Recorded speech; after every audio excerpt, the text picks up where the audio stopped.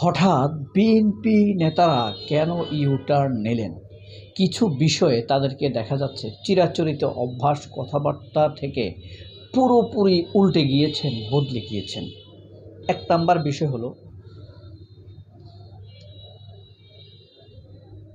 জুলাই সনদ। জুলাই সনদ নিয়ে বিএনপি গণভোট দিতে রাজি হয়ে গেছে হঠাৎ করে। গণভোটের যে রেজাল্ট আসে জুলাই সনদ সেভাবে হবে, অর্থাৎ জনগণ যদি চায় জুলাই সনদ হবে, জনগণ যদি না চায় জুলাই সনদ হবে না।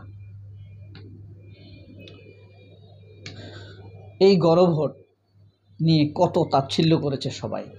এখন সেই গণভোট নিয়ে বিএনপি হঠাৎ এভাবে বদলে যাবার আসলে কারণটা কি? এটা কি প্রশ্ন জাগে না? কখন থেকে বদলালো?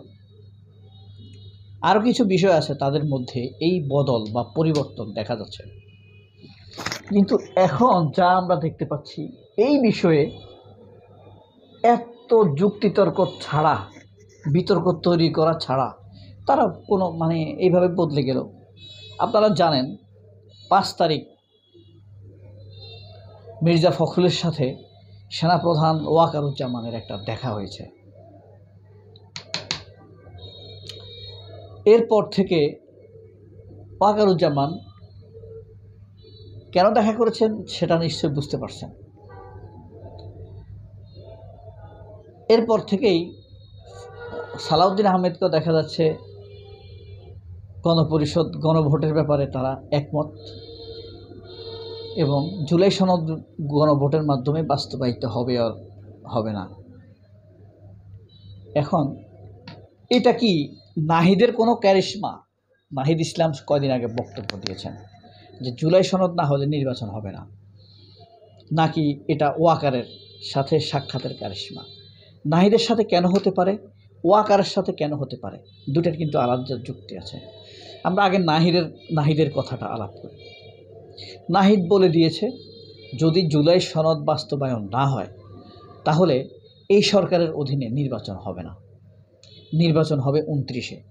যদি বিএনপি 72-এর সংবিধানকে এত বেশি প্রাধান্য দিয়ে থাকে তাহলে সংবিধান অনুযায়ী নির্বাচন হবে 29 সালে, সেভাবেই নির্বাচন হবে। বিএনপি নৈতিকভাবে আর নির্বাচন চাওয়ার কোনো অধিকার রাখবে না।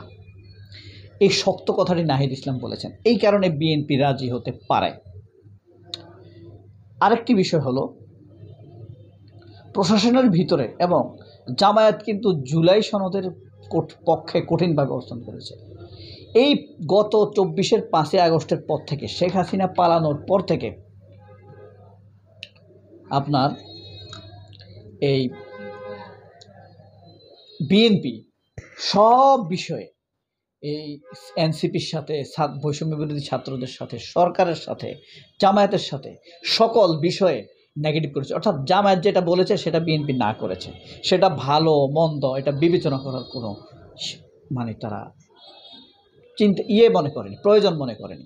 এনসিপি যা বলেছে বিএনপি সব না বলেছে, এটা বিবেচনা করতে হবে, এটা ভালো এটা মন্দ এই ধরনের কোনো ভাবনা চিন্তা তারা গণ্যই করে নাই।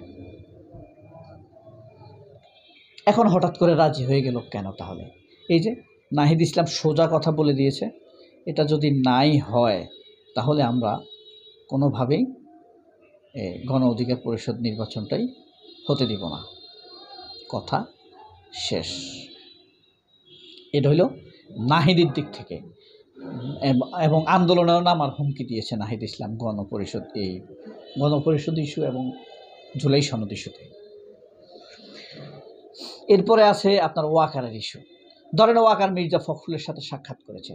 মির্জা ফখরুল তারেক রহমান বা খালেদা জিয়ার সাথে আলাপ করে প্রতিশ্রুতি দিয়েছেন যে ঠিক আছে আমরা গণপরিষদ যাব, আর আপনি আমাদেরকে ক্ষমতায় আনতে সহযোগিতা করবেন, আর গণপরিষদ যাতে জুলাই সনদ না জিতে, ভোট না জিতে সে ব্যবস্থা করবেন। অর্থাৎ কি করবে, ডিজিএফআই গোয়েন্দার লোকেরা একটা ঝামেলা বাধাই দিবে, একটা ঝগড়া বাধাই দিবে, মাজার নিয়ে একটা ঝামেলা সৃষ্টি করে দিবে। তারপরে আপনার ধরেন হ্যাঁ ভার্সিটিতে একটা কেওয়াজ লাগাই দিবে, চাকসুর ইলেকশন সংসদ মানে চট্টগ্রাম বিশ্ববিদ্যালয়ের ছাত্র সংসদ নির্বাচন করে একটা কেওয়াজ লাগাই দিবে, বিরক্ত করে দিবে মানুষকে, অথবা একটা ভয় লাগাই দিবে, তখন মানুষ আর ভোট দিতে আসবে না। এই ধরনের চুক্তি হতে পারে। আরেকটা চুক্তি হতে পারে, হ্যাঁ আমি আপনার এই গণভোট করে দিব, আপনাদের জনমত গঠনে কাজ করব, এনসিপির জনমত কমাই দিব, জামাতের জনমত কমাইতে মানে ডিজিএফআই কাজ করবে, আপনারা ক্ষমতায় আসলে ইনডেমনিটি দিয়ে যে সেনা বাহিনীর ভিতরে যে 178 জন অপরাধী সেনা অফিসার আছে তাদেরকে আপনারা মুক্ত করে দেবেন, অথবা একটা যেন তেন রায় দিয়ে তাদেরকে নির্দোষ প্রমাণ করে আদালতে ছেড়ে দেবেন। মির্জা ফখরুলের সাথে অর্থাৎ বিএনপিকে এনসিপি কিন্তু এতদিন বিশ্বাস করে নাই, এখনও বিশ্বাস করা যায় না। বিএনপির দুইটা পায়ের এক পাও বাংলাদেশে নাই, একটা পা সেনাবাহিনীর কাছে বন্ধক দিয়ে ফেলেছে, আর একটা পা ইন্ডিয়ান এম্বাসিতে, একদম ভারতের শ্যাটো রুটে তারা অগ্রসর হচ্ছে, যেটা এখন পর্যন্ত পরিষ্কারভাবে মনে হচ্ছে। নাহলে আপনি দেখেন সালাউদ্দিন আহমেদের কথা বদলে গেল, জয়নুল আবদিন ফারুকের কথা বদলে গেল, মির্জা ফখরুল ওয়াকারের তুমুল প্রশংসা করছে, ডক্টর ইউনূসের হিউজ প্রশংসা করছে, ডক্টর ইউনূসের মধ্যে তারেক জিয়াউর রহমানের ছায়া দেখতে পাচ্ছে, অসাধারণ স্টেটমেন্ট সুলভ তার কথাবার্তা শোনা যাচ্ছে, হ্যাঁ তার প্রশংসায় মেতে। অথচ এর আগে বলতে আপনি কে, আওয়ামী লীগ নিষিদ্ধ করার আপনি কে, ছাত্রলীগকে নিষিদ্ধ করার আপনি কে, নানান রকম কথা বলে এই সরকারকে তুচ্ছতা ছিল। এমনকি আপনার নাহিদ ইসলাম, আসিফ মাহমুদ, তারপরে মাহফুজ আলম, এদের পদত্যাগ চেয়েছে না তারা, ওই যে ইশরাকরে মাসে নামাই দিয়েছে তারা, মনে আছে না? তাহলে এই পরিবর্তনের মধ্যে কয়টি শক্তি কাজ করে থাকতে পারে? ওয়াকার এটা খুবই সাসপিশাস, তার সাথে মির্জা ফখরুলের সাথে ওয়াকারের দেখা হয়েছে। নাহিদ ইসলাম খুবই ইম্পর্টেন্ট পয়েন্ট, ওয়াকার সাথে দেখা হয়েছে।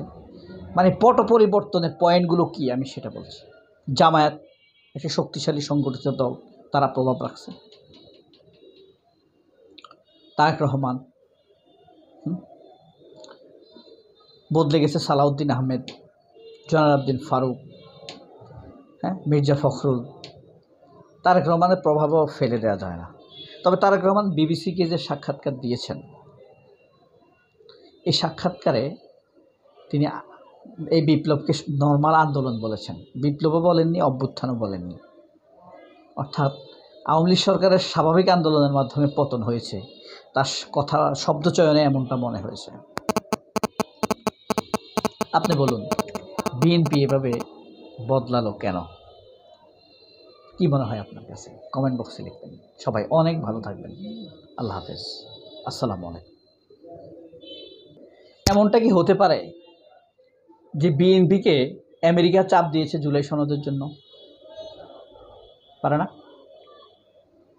আমেরিকা, ইউরোপীয় ইউনিয়ন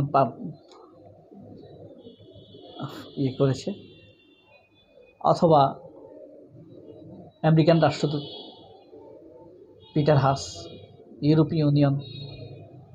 কমেন্ট বক্সে লিখবেন আপনার মতামত। অনেক ভালো থাকবেন। আল্লাহ হাফেজ, আসসালামু আলাইকুম।